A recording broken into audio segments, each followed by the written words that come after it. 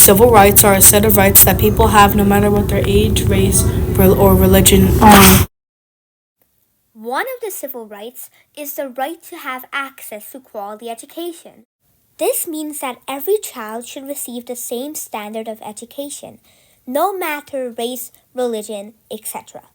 In this project, one thing we aim for is to understand how quality education has changed over many years. For example, a long time ago, many people were not given as much as a quality education as others.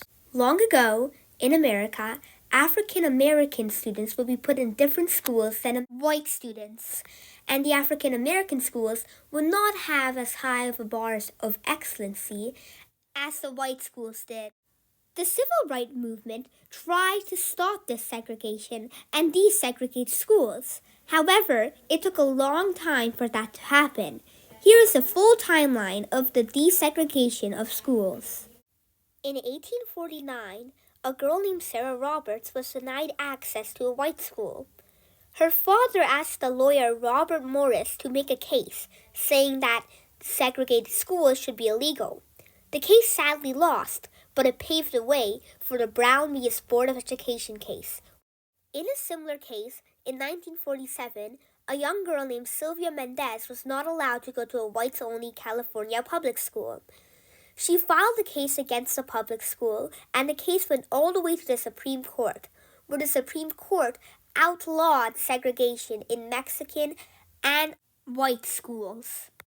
However, this was only segregation in education, and it also didn't outlaw segregation for other minority groups, for example, African Americans.